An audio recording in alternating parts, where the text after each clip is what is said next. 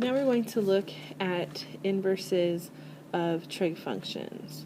So if you recall that when we looked at inverse functions, they were just the graph of the original function reflected over the line y equals x. Trig functions also have inverses. However, if we were to reflect it like we would other graphs, we would end up with this. And notice this is not a function because it fails the vertical line test. Right? For there is an input that has more than one output. So if we just did inverses traditionally, we would run into a problem.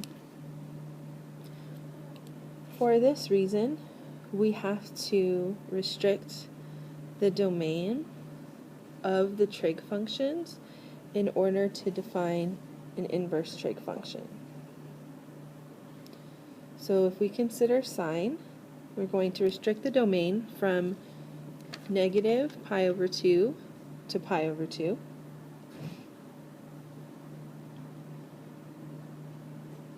And if we do that, we can define an inverse sine function. Specifically, it would look like this. We would write it as arc sine of x. The domain would go from negative 1 to 1, and the range from negative pi over 2 to pi over 2. You'll notice that the domain and range of the inverse function are the range and the domain of the sine function. They've just been switched. Another way we can write arc sine is with this notation. That is not an exponent. That is just signaling or showing you that it's the inverse sine. So you can write it as arc sine or inverse sine. Either notation is fine. Here is cosine, and for cosine, we're going to restrict the domain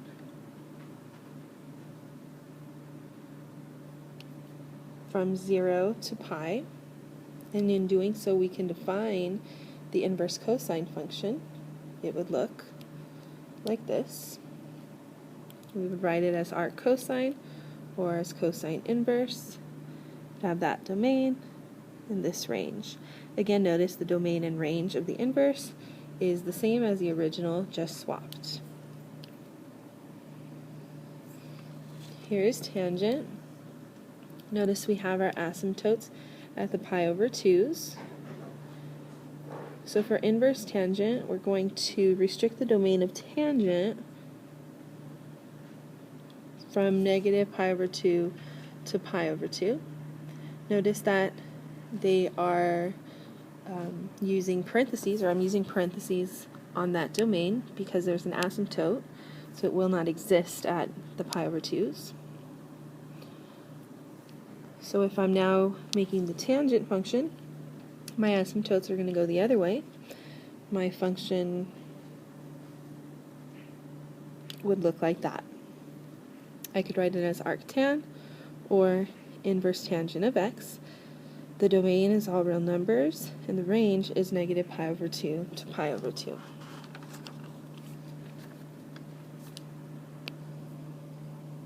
So here are a few examples. So let's find the exact value of these three functions. So for the first one, I have to think of cosine of which angle would give me rad 2 over 2. So since cosine of pi over 4 is rad 2 over 2, and pi over 4 is in the domain of arc cosine, then we can say that arc cosine of rad 2 over 2 is pi over 4.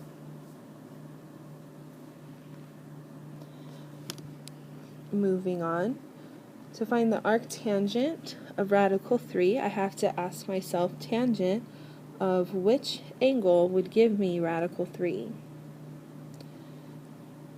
That would be tangent of pi over 3. I want to check if pi over 3 is in the domain, and it is. So then I know that my arc tangent of rad 3 over 3 is equal to pi over 3. And for inverse sine, I have to ask myself, sine of which angle would give me 1/2? Since sine of pi over 6 is equal to 1/2, and pi over 6 is in our restricted domain, then inverse sine of 1/2 is pi over 6.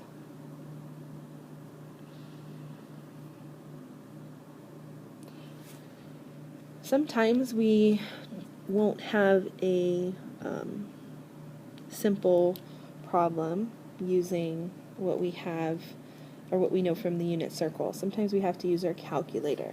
If we're going to use our calculator, you have to be sure that your calculator is in radian mode. So make sure you check your modes now. So if I wanted to find the inverse sine of 0.2447, first you need to locate the inverse sine button on your calculator. It would look something like that. For many of you, you'll have to use second and then the sine button. Then you'll punch in the numbers, and it will give you a decimal approximation. You usually want to round to 3 or 4 decimal places. Again, this is an approximation. We can do the same thing for arctan. You'll notice there is no arctan button on your calculator. You have to look for the inverse tangent button. Then you'll punch in your number and get an approximation. Third, let's take a look at arc cosine of 2. If you look for that button, your calculator is going to give you an error. The reason is that 2 is not in the domain of arc cosine, which recall is -1 to 1. If you think about it, cosine of x will never equal 2. So for that reason, arc cosine of 2 does not exist.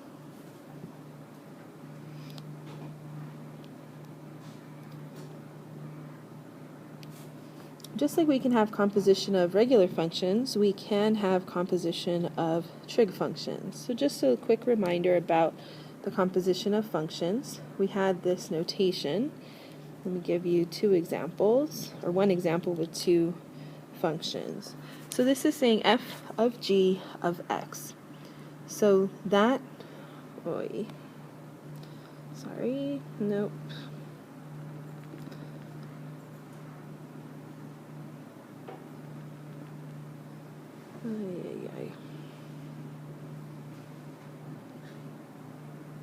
Here we go. That g of x there that is highlighted is what has to be the input of your f of x. So instead of inputting x, I need to input the square root of x. So my inputs are going to be, I keep pressing the wrong thing. My inputs are going to be the square root of x, which is the g of x function, and it simplifies to that.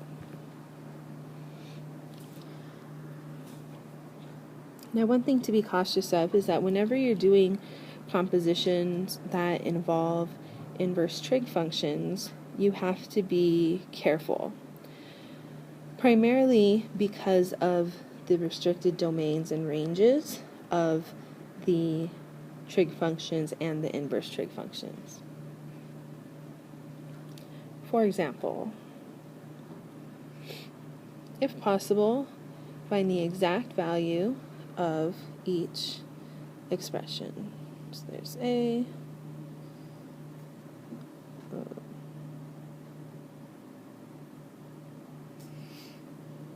so the tangent of arc sine of 1/2. So first you have to think of arc sine and ask yourself whose angle measure, when you take the sine of that angle measure, would give you 1/2. That would be pi over 6. Now that you have that, tangent of pi over 6 is square root of 3 over 3, and that's your answer. Another example, arc cosine of the sine of pi over 2. So we have our arc cosine. We've got to think of sine of pi over 2. When I take sine of pi over 2, I know that that equals 1.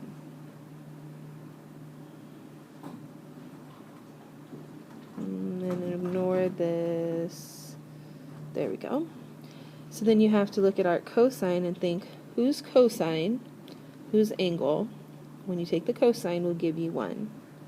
That would be 0.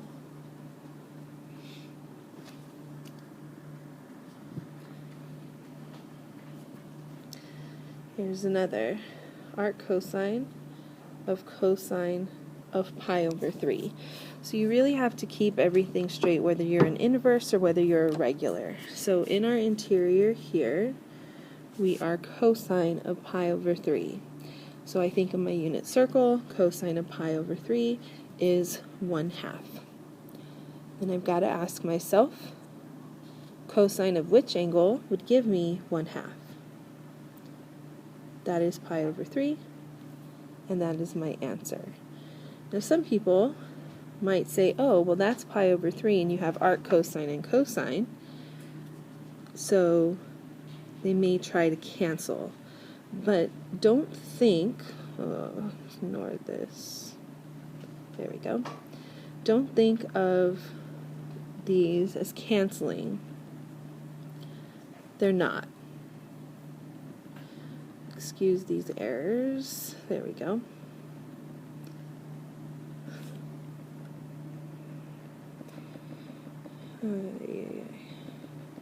Give me 1 second here. There we go. Meaning the arc cosine and the cosine don't cancel. So put a big no here. Do not just cancel them. Sometimes it works out that way, but sometimes it doesn't. Let me give you another example. If I wanted to take the arc sine of 5 pi over 3, for example, when I think of sine of 5 pi over 3, it does not equal that, meaning I can't cancel out the arc sine and the sine. The primary reason is that 5 pi over 3 is not in the range of arc sine. It's not a possible answer. So you've got to think about it piece by piece. So what is the arc sine? I look at sine of 5 pi over 3. I think of my unit circle and I say, oh, the sine of 5 pi over 3 is negative rad 3 over 2. Then I ask myself, whose sine is radical 3 over 2? That would be negative pi over 3. Negative pi over 3 is in the range, meaning right there, it is inside.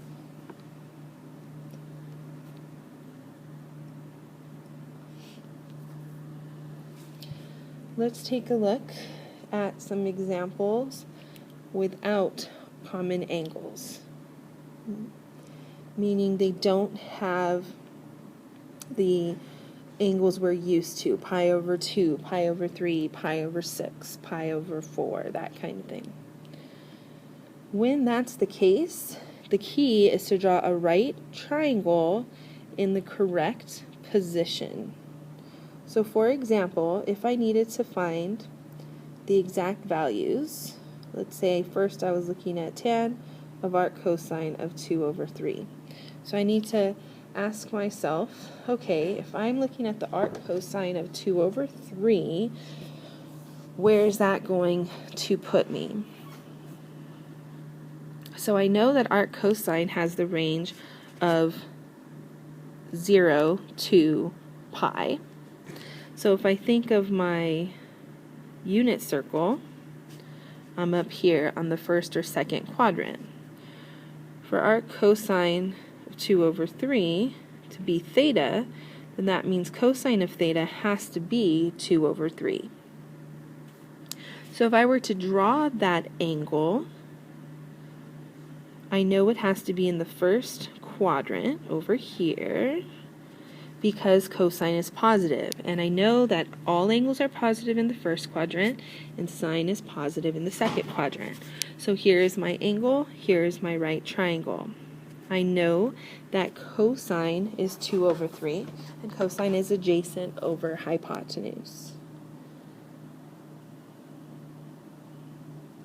So tangent of theta would look at this triangle here.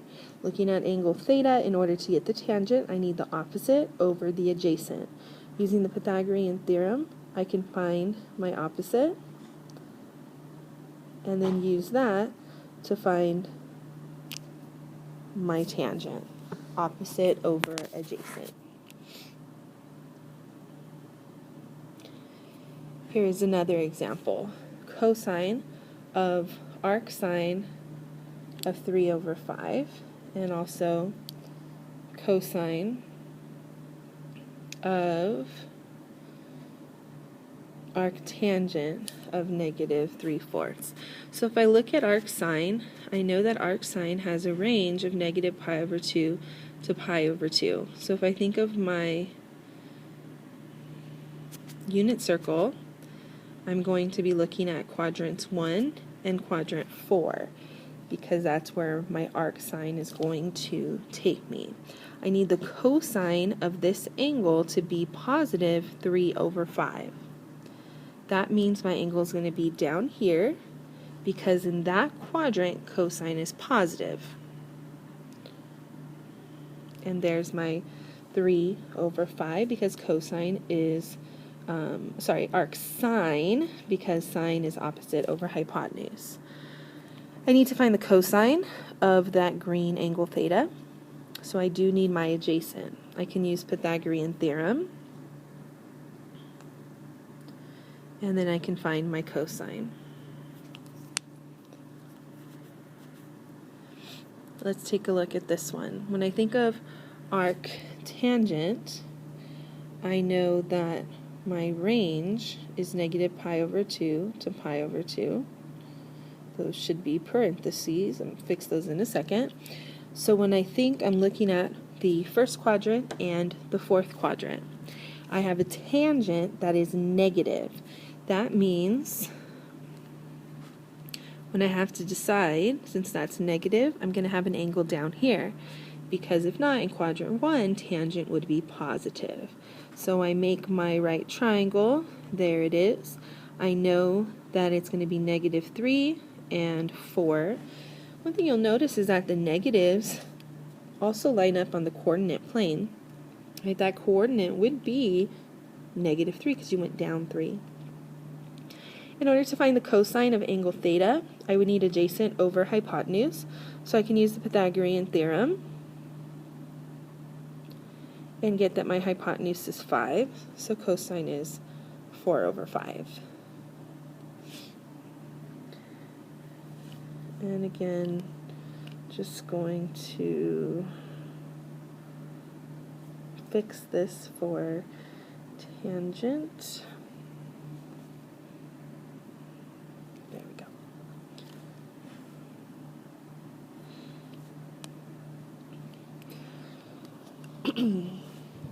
So some other ways we can do algebra with trig functions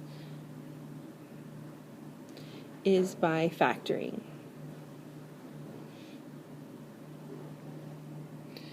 So if I'm factoring something like this, secant squared x minus 1, I can imagine how would I factor if that was an x, like x squared minus 1. Well, that would factor as x plus 1, x minus 1. So our secant squared x is going to factor similarly. It's going to be secant x plus 1 and secant x minus 1. When I look at another, 4 tangent squared theta plus tangent theta minus 3. This is going to factor just the same way it would factor if instead of tangent theta you had a variable like x. So like 4x squared plus x minus 3 would factor as 4x minus 3 and x plus 1. that same pattern is going to continue, but instead of x, I'm going to use tangent theta. And I get 4 tangent theta minus 3 and tangent theta plus 1. Third example is 2 cosecant squared minus 7 cosecant x plus 6. So I'm going to omit using the x's this time and just kind of try to go straight away. So I have 2 cosecant x and cosecant x. So I need to think of how this will work so that I can multiply to get 6 and add to get negative 7. That'll work with minus 3 and minus 2. Moving on. When we are factoring, or any type of algebra actually, sometimes we will have to use some identities to rewrite our expressions so that we're able to factor appropriately. So for example, let's look at secant squared x plus 3 tangent x plus 1. So I look at secant squared, and I know using the Pythagorean identity that that is tangent squared x plus 1. So if I leave everything else the same, I can now simplify. So I'm going to group like terms, and I'll have tangent squared x plus 3 tangent x plus 2. And then I can factor this to tangent x plus 2 plus 1, and there's my answer. Here's another example. Cosecant squared theta minus cotangent theta minus 3. So when I see cosecant squared theta, I am reminded, hey, I have a Pythagorean identity for that, which is 1 plus cotangent squared theta. Leaving everything else the same, I can group like terms, and then I can factor, and that would factor to cotangent theta plus 1 and cotangent theta minus 2.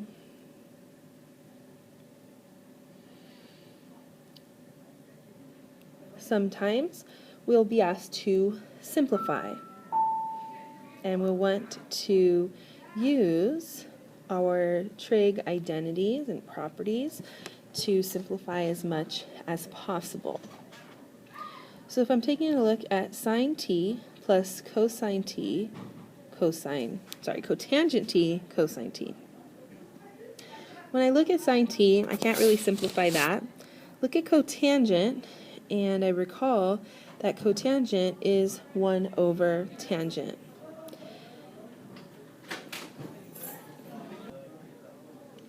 Then I know that tangent is sine t over cosine t. I can further simplify. Dividing is the same as multiplying by the reciprocal. So 1 over sine t over cosine t becomes cosine t over sine t. And then combine that fraction there.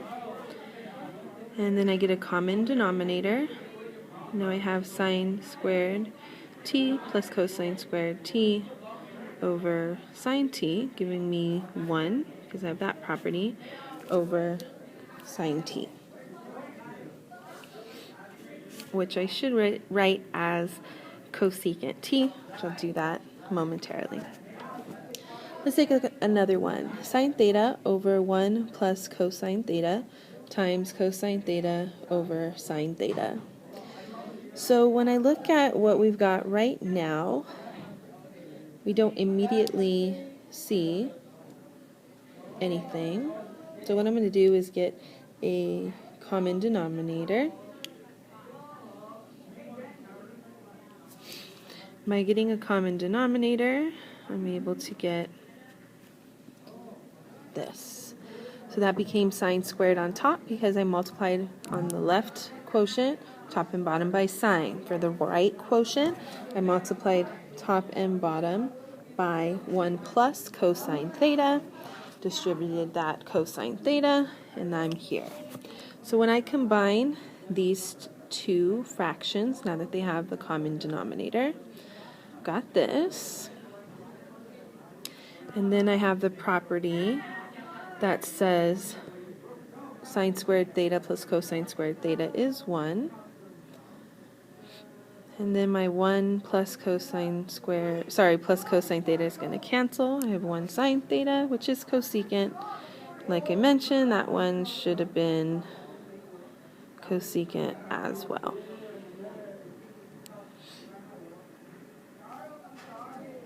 And that is the end.